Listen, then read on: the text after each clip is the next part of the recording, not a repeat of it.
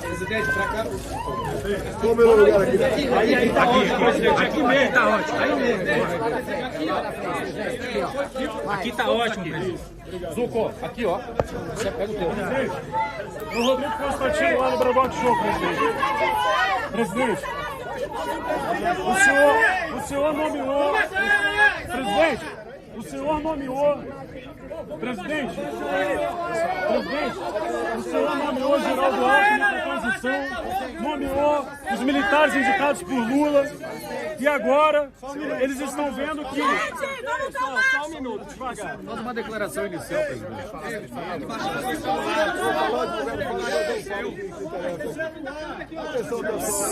Peraí.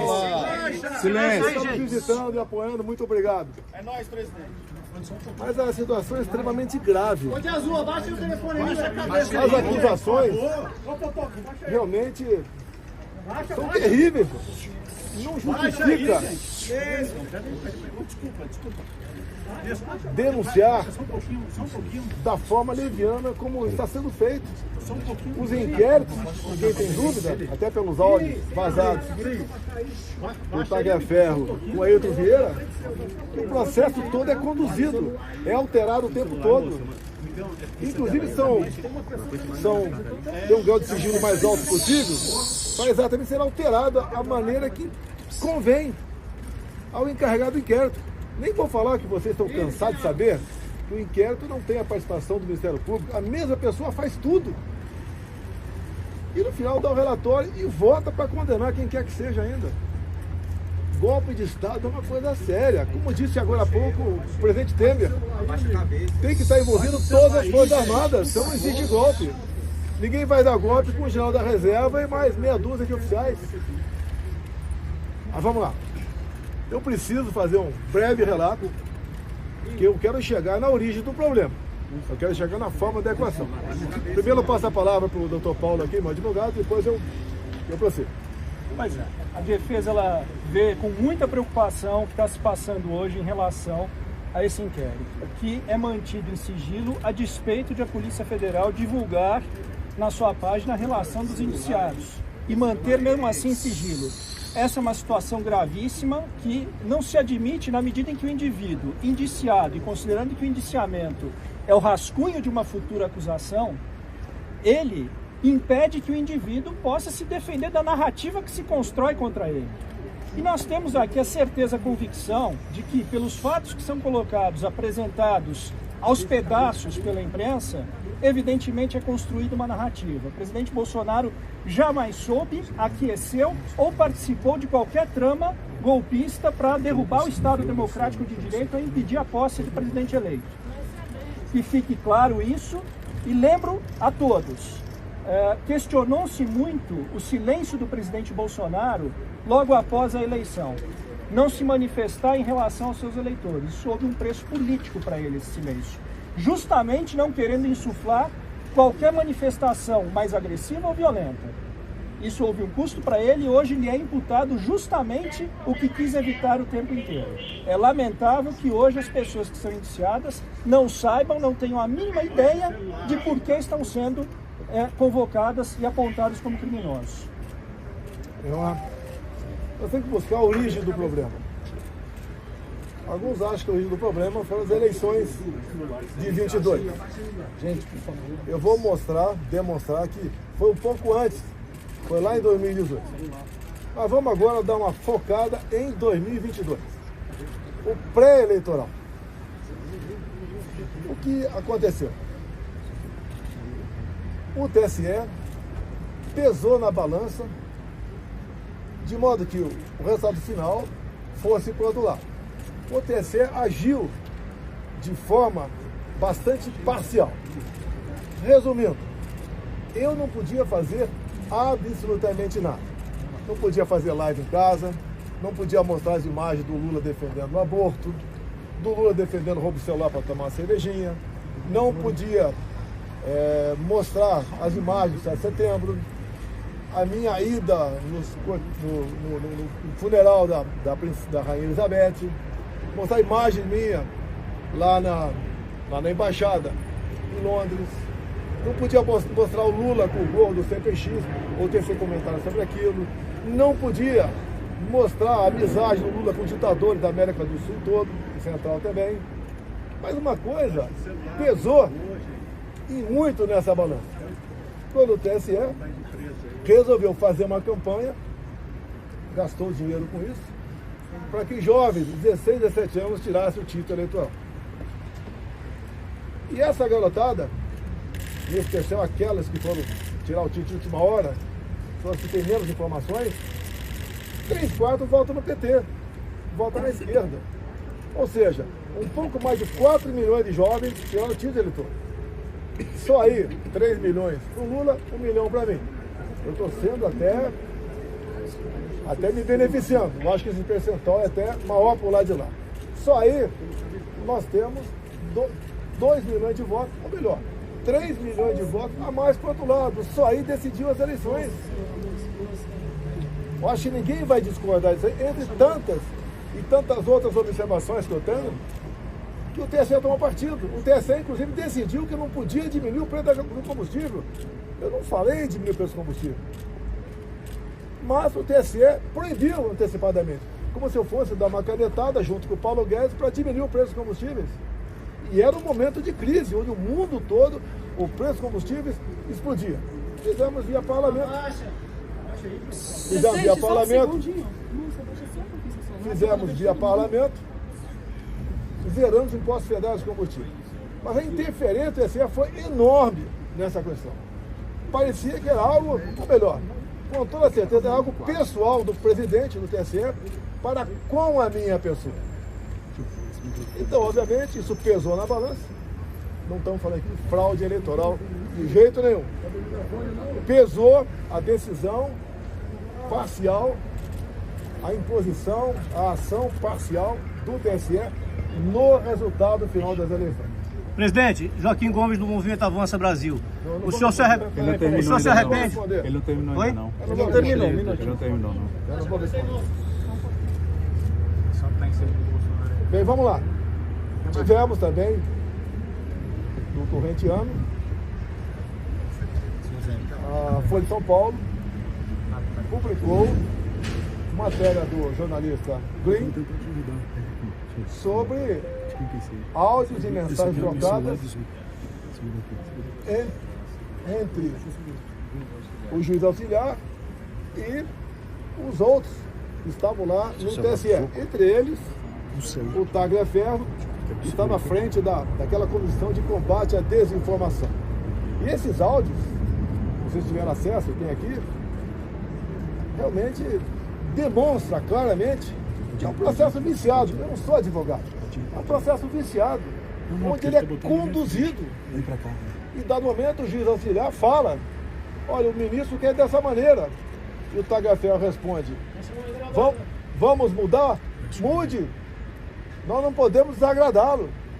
O ministro mesmo, né, o juiz auxiliar fala em dado momento, ele está de folga agora, não tem sessão lá no Supremo, e está em cima da gente. Ele está ameaçando até vir aqui fazer o relatório. Estão nos áudios. Use a sua criatividade. Essa foi a questão que eu tratava da Revista Oeste, para tirar do ar a Revista Oeste. Tivemos, inclusive, um fato dos empresários golpistas. Ou seja, um empresário entrou no inquérito, porque trocando mensagem entre amigos, deu um emoji, um positivo. Porque deu um positivo, ele passou a ser golpista. Qual a intenção disso? Tirar o Luciano Hang de combate. Ele me apoiava abertamente, como cada um pode apoiar quem bem entende. Tinha mais de 10 milhões de seguidores e foi silenciado. E foi um recado para os demais empresários, demais do povo, a não participar da política do meu lado, porque ia ser sancionado de uma forma ou de outra. Páginas e mais páginas derrubadas, como o Glenn mesmo disse. Inclusive, as plataformas não podiam dizer de onde era aquela ordem. É simplesmente ordem. Cumpra-se em poucas horas uma multa milionária. A mídia que nós temos livre são as mídias sociais. Vocês podem ver, imagine se eu tivesse o poder do presidente do TSE naquela época, o senhor Alexandre de Moraes, e eu fosse investigar o TSE como ele me investigou. Ele me investigava desde 2021, no inquérito das fake news.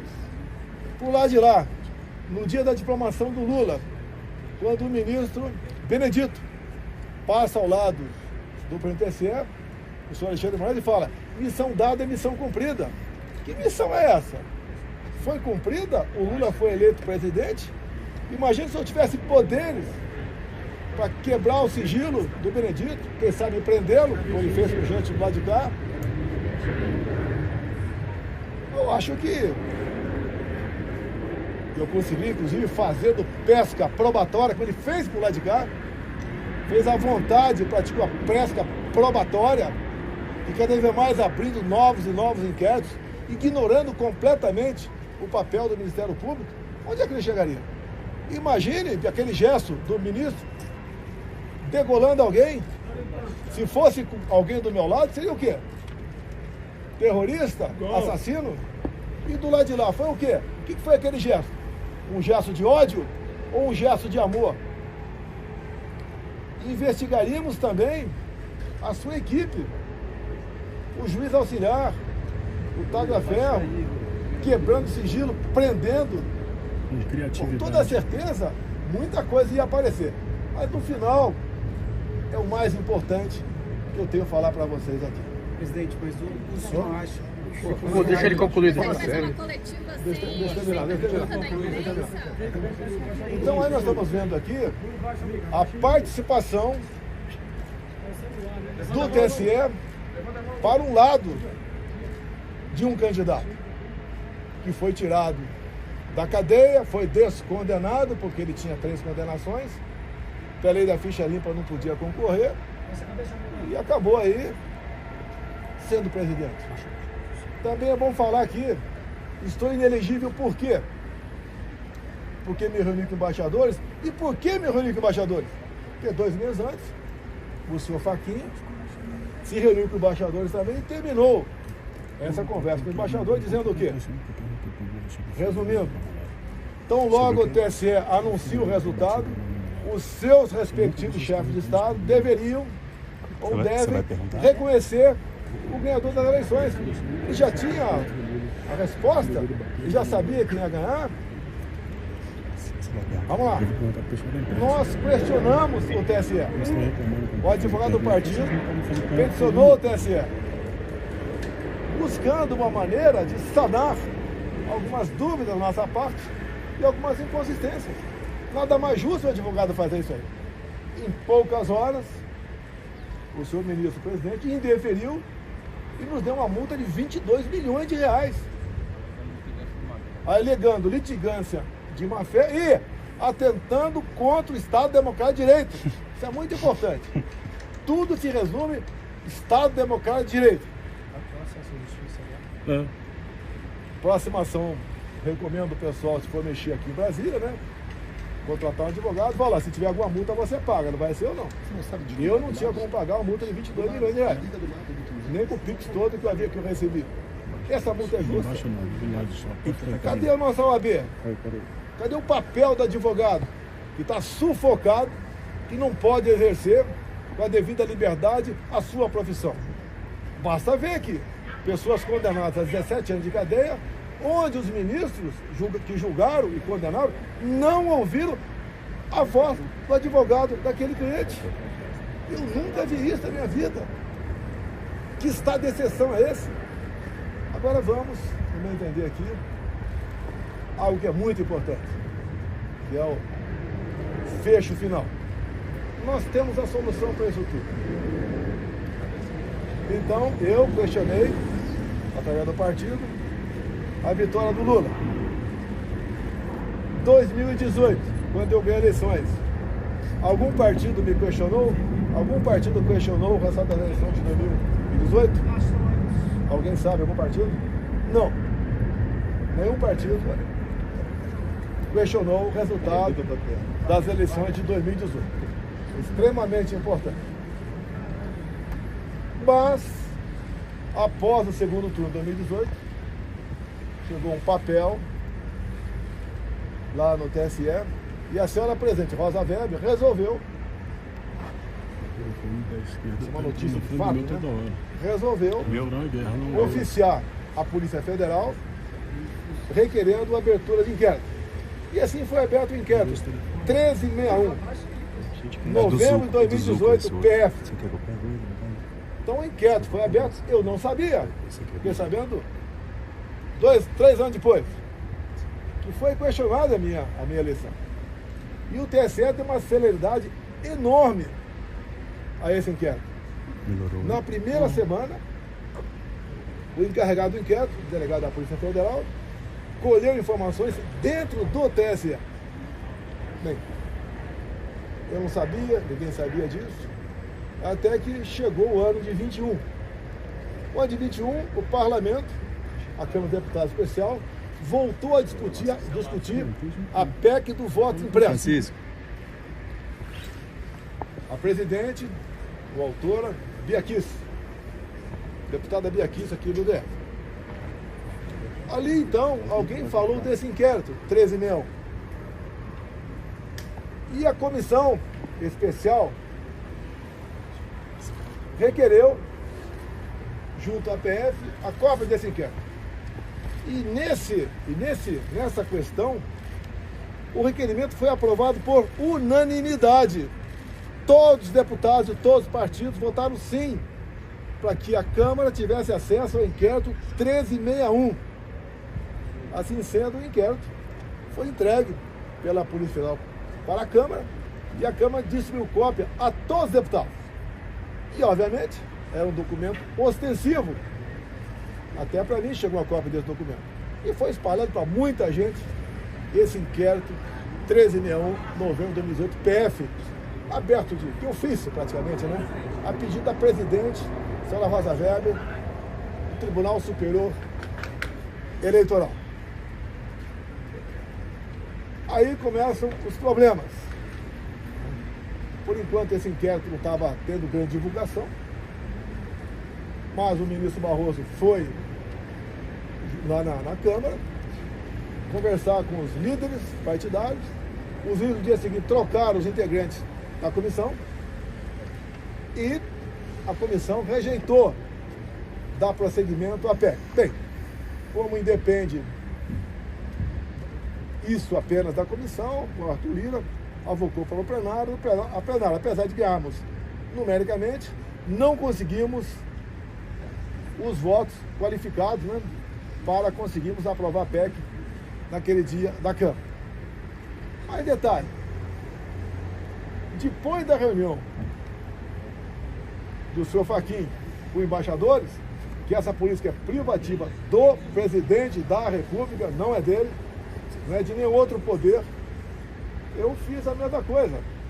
Convidei os embaixadores e convidei, por ofício, ao senhor ministro Fachin a comparecer no Alvorada. Convidei ele para comparecer no Alvorada. E ali eu mostrei para os embaixadores o que era aquele inquérito ostensivo. Bem, no dia seguinte, chega-nos a notícia que o inquérito tinha acabado de ser classificado como confidencial, ou seja, secreto. Ninguém mais podia tomar conhecimento. E até hoje, se alguém falar alguma coisa no teor do inquérito, está em curso aí um crime. Eu não vou ser esse criminoso de falar para você que está lá dentro. Mas realmente, não é preocupante, é horripilante o que está nesse inquérito. 3 páginas deles apenas interessam. Só 3. Tenho aqui decorado na minha cabeça. Mas não posso falar.